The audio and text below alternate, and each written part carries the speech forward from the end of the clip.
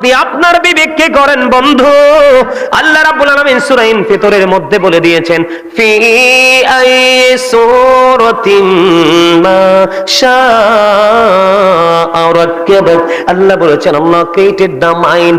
আল্লাহ বলে দিয়েছে, বান্দারে আমি শুধু তোমাদেরকে সুন্দর করে বানাইনি রে বান্দা, আমি আমার মনের মতো করে বানাইছি।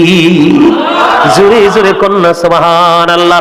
রে শিবা খোলার মানুষ, তোমাদের হৃদয় আমার কাছে মনে হয় পাথরের চাইতেও শক্ত।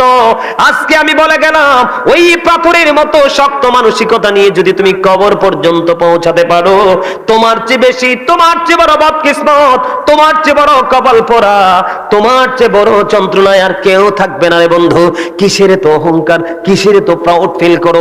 আজকে দেখলাম ছোট্ট ছোট্ট 3টা শিশু ট্রেন থেকে দুষ্টমি করতে করতে পড়ে মারা গেল। যেই কোনো মুহূর্তে তোমার মৃত্যু হতে পারে। তুমি কি নিয়ে যাবে? একটা বার ভাবো, তুমি ওপারের বাজারটা করতে পেরেছো কিনা? বাজার করছেন? নিজের বিবেককে প্রশ্ন করেন, আমরা কি বাজার করেছি? বাজার আমরা করতে পারিনি। পৃথিবী নিয়ে ব্যস্ত, একজন 2 তালা করছে, আমি 3 তালা করবো, ঠিক কিনা বলেন? আমি এক্সাম্পল যেটা দিই, কয়েকটা এক্সাম্পল আমি দিই। আপনাদের এলাকায় সুদখোর আছে না নাই? সুদখোর কিন্তু মিথ্যা বলে টাকা লাগায় সুদে। হাওলাত চাইলে বলবে বাবারে নাই। যদি সুদের কথা বলেন, বলবে আমার বড় ভাইয়ের, ভাইয়ের আর খালার, শ্বশুরের বিভিন্ন অজুহাত দিয়ে বলবে অমুকের টাকা আছে। কথা বলেন না কেন?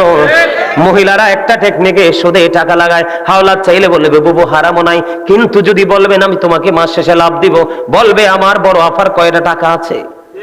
আসলে সত্যিকার অর্থে টাকাগুলো নিজের, কিন্তু সে আসলে নিজেকে নিজে ফাঁকি দিচ্ছে। কথা বলেন না কেন? আমি আপনাদেরকে বলি, আমার নবী যখন মেরাজে গেলেন, মেরাজে যাওয়ার পরে জাহান্নামের দিকে নজর দিলেন।